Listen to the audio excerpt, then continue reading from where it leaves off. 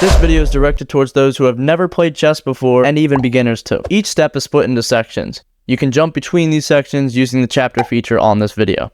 Alright, let's learn the game of chess. Step 1, the setup.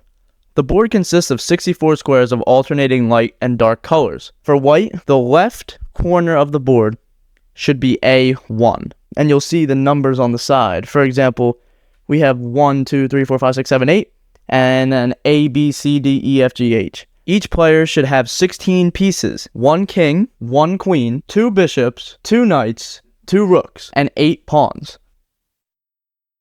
Congratulations, you just passed step 1 on your way to learning the game of chess. Let's get into step 2. Step 2, piece movement. Let's start off with the king. The king can move 1 square in any direction. So that means up, down, left, right, and all the diagonals. The queen is very similar. The queen can move in any direction the same way as the king, but it can move unlimited squares in each direction. Here's the bishop. The bishop can move on all the diagonals. Now here's the knight. The knight is the most trickiest piece in the game of chess. But once you learn it, you'll never forget it. It moves in an L shape, and it is the only piece that can jump over other pieces, your pieces or the opponent's. The next we got the rook. The rook can move vertically and horizontally. That means up and down and left and right. The first time that you move a pawn, it can move 2 spaces or 1 space forward. When it attacks diagonally. Congratulations, you just completed step 2 of learning the game of chess. You're right on your way. Keep it up. Step 3, the objective. The goal of the game is to checkmate your opponent. That means putting their king under attack in such a way that it cannot escape capture on the next move. The game ends when a checkmate occurs or if the game is declared a draw.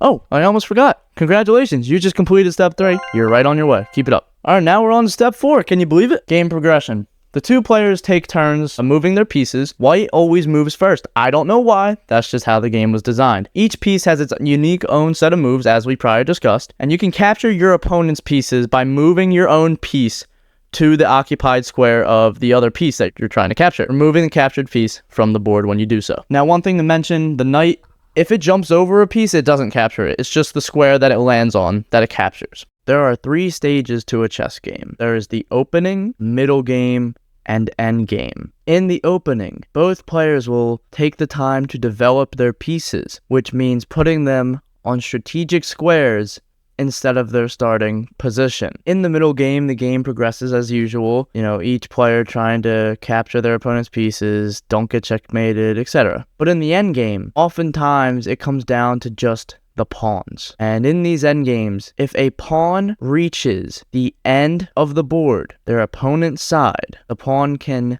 do what we call promote. When a pawn promotes, it can turn itself into any piece except the king. That means it can turn itself into a queen, a bishop, a knight, or a rook. Oftentimes, just promote to a queen. Make sense? Cool. Congratulations, you just completed step 4 of the learning process. You are right on your way to becoming a chess grandmaster. Maybe. Now, ladies and gentlemen, we are on to step 5 out of 7. You are so close. Special moves is what we're talking about next. Now, if you played video games, you understand the idea of special moves. You have your basic attack, and then you got your special moves, right?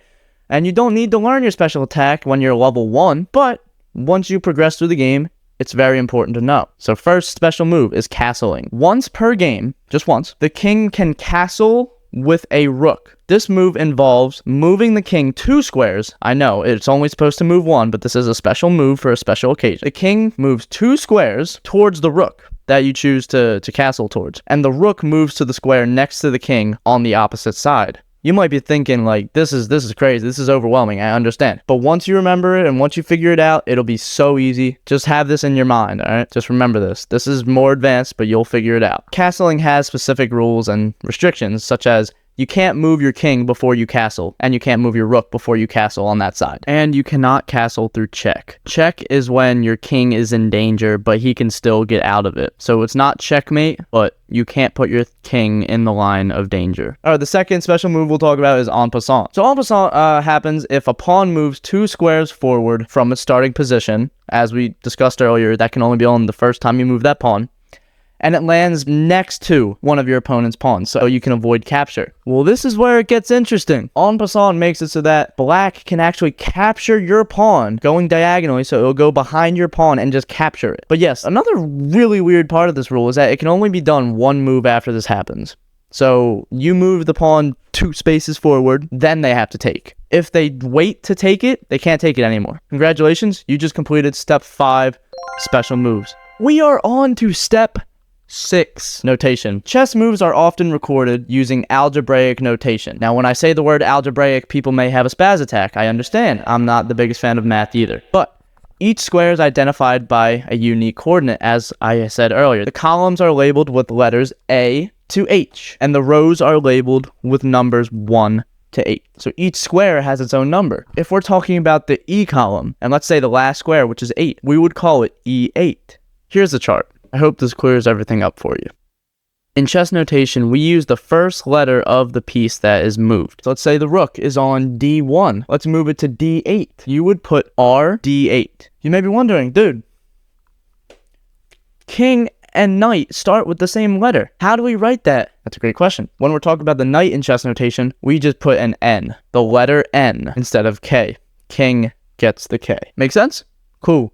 Congratulations, you just completed step 6. You're learning pretty quickly, man. Step 7.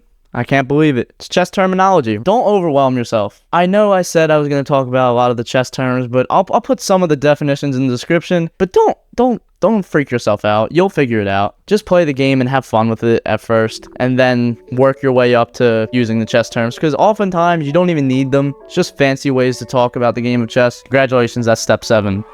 Sort of.